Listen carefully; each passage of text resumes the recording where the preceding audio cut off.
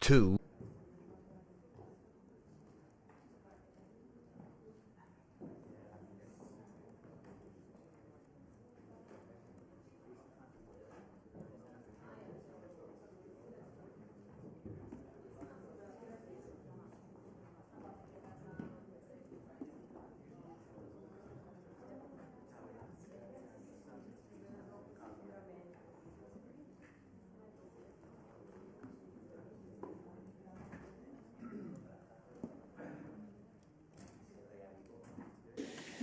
Good morning in Strasbourg and those watching online, wherever you are. Welcome to our S&D press briefing with our group president, Iratxe García Pérez. I hand the floor to our president, and then, of course, there's time for your questions.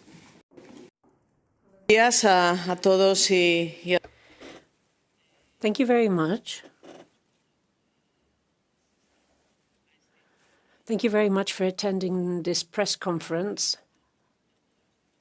I will be talking about some topics we'll be voting on today and some other topical issues. And when it comes to topical issues, of course, I would like to kick off with the peace agreement between the US and Iran.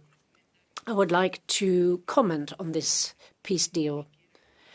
Of course, this peace deal between the US and Iran and any other peace deal are a special case, but all peace deals are good news, and this peace deal that covers the Strait of Hormuz is good news. Let us recognize this. It is good news. But this agreement shows how pointless this war was. Absolutely pointless. After months of destruction, thousands of people dying in Lebanon and Iran, and after huge economic turmoil around the world, we're more or less going back to the starting point. So what existed before, the status quo, shouldn't be sold to us as a victory. And the status quo was a free passage through the Strait of Hormuz. So before the war started in Iran, there was free flow of trade and traffic through the Strait of Hormuz, and that's what we have now. I think we're all fully aware of the consequences of this war.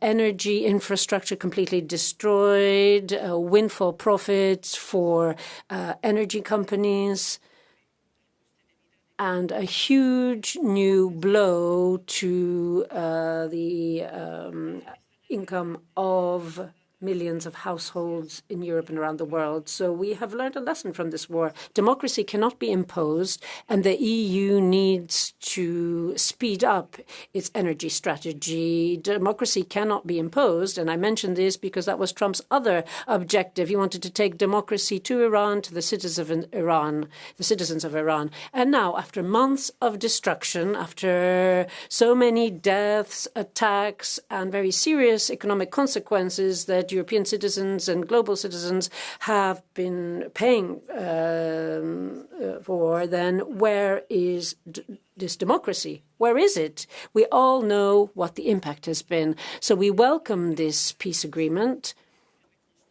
but there's a lot to rebuild. A lot remains to be done. Got our work cut out for us. And I think if there is one lesson to learn as European citizens, then it is that of a strategy of autonomy, a true energy autonomy strategy. And I think we really have to bear this in mind. This is a lesson to be learned. Now, I would also like to refer to the multi-annual financial framework, the MFF, because last week the Cyprus presidency presented its draft nego box in view of the upcoming negotiations between the Council and the European Parliament. And I would like to tell you something in a nutshell. We cannot do more with less. And the problem is that the nego box is putting forward less resources. So the proposal just falls short of what we need. It doesn't meet citizens' needs. This proposal not only has very low levels of funding for cohesion and social policies, and there were already budget cuts affecting these areas before. So it's not that they can turn around and say, yes, we haven't touched cohesion and agriculture. Yes, but there were already budget cuts before. And this proposal includes cuts in competitiveness and foreign policy to boot. Our position is outright rejection. So we want to have sufficient resources allocated to the European Social Fund, European Cohesion Fund, and the CAP. That's our proposal. There is a clear lack of funding for urgent issues for our citizens, such as housing. There's a lack of will to establish a new own resources setup, so no reference to own resources. And yet we have been insisting on this for a very long time. We think this is a key issue. We need own resources in order to boost the EU budget. We are in favor of a more ambitious MFF, a more robust MFF that helps us tackle the key challenges ahead. I'd also like to mention some more issues on this week's agenda. We won't be able to have a discussion on the ICC and the block and the stalemate there. This is something that was mentioned in the Conference of Presidents. So we wanted this on the agenda, but the EPP was very hypocritical. It joined forces with the far right to not include this debate. In this debate, we wanted to have this blocking status. This is the issue of Francesca Albanese and the judges and public prosecutors of the ICC that are investigating the genocide in Israel. So this is a very serious issue. It is very serious that those who want to defend Europe and the rule of law are being attacked, and that we have these attacks against democracy and the rule of law. Yesterday, the General Affairs Council met, and we think that it's disgraceful that there was no agreement to on the whole issue of Ben-Gvir, the minister there, and sanctions against him, given how the humanitarian flotilla was treated. We're talking of European citizens. We have all seen these images, the images of the humiliating treatment against those who wanted to take humanitarian aid to Gaza. And there were no individual sanctions again, Ben-Gvir. And I think we really have to think about this very seriously. It must give us pause for thought. And the European political parties, the issue of the ESN and an investigation into that. The S&D group is in favor of the European Political Party Authority investigating the ESN and making sure that it meets European standards.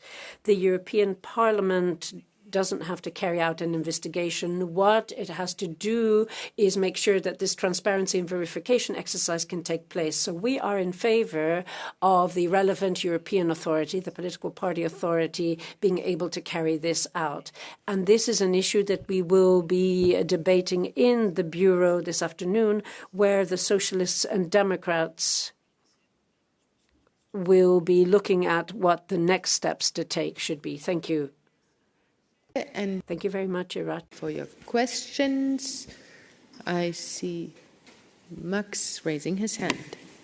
Hi, Max Guerrera for Politico. On MFF, I wanted to ask, so it's clear the Parliament has a very united position on this, so it's rather Parliament versus Council, it's not ideological divides. In any case, I wanted to ask, what are the next steps? I mean, obviously, as you were saying, the nego box is far away from what the Parliament wants, so how can you ensure the Council will listen to to your demands that this proposal will change to December? What are concrete steps you're planning now with other leaders? Yeah. First of all, we approve our interim report where it's very clear the EP, the European Parliament position about the MFF, and it's really in a different way with this megabots presented by the presidency.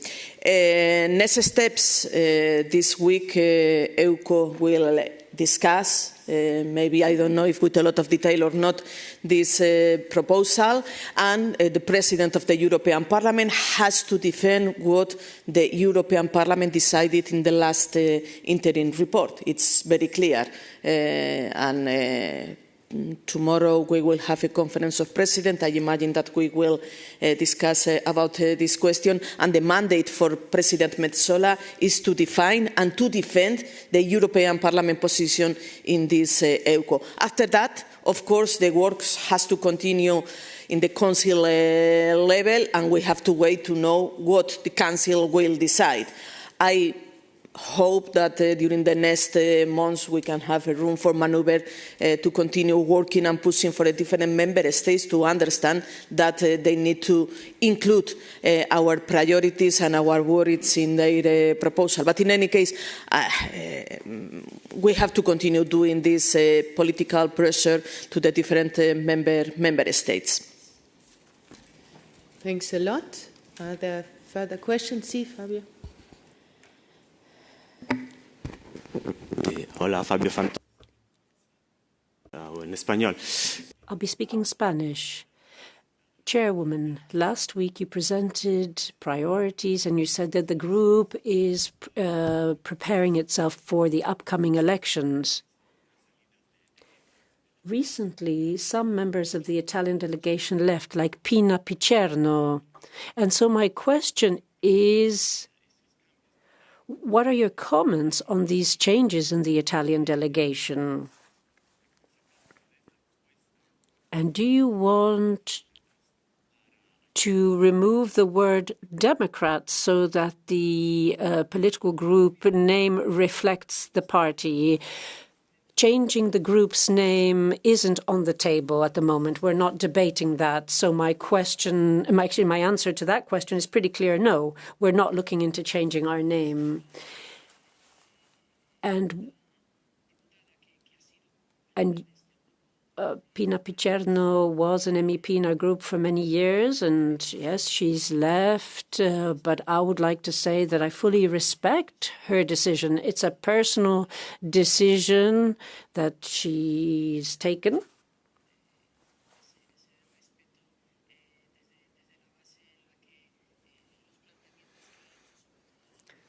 She raised some ideological issues, or issues that we could describe as ideological, and I don't think what she has defended is at odds to what this group has defended. And the group's commitment and the Italian party PD's commitment to Ukraine and the rule of law, international law, is clear and obvious.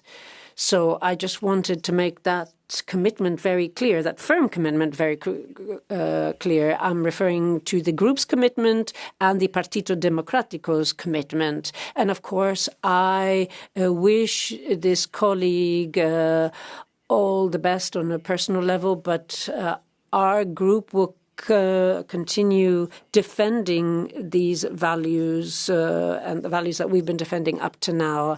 And Pina referred to these values, but as far as I see it, what her comments do not reflect the reality of how the group has been behaving and how PD has been behaving. No one is going to teach us a lesson on how to defend the rule of law, international law, and how to defend Ukraine, and how we defend ourselves against those who are attacking the fundamental values of the EU. This is what we've been doing up to now, and this is what we're going to continue doing.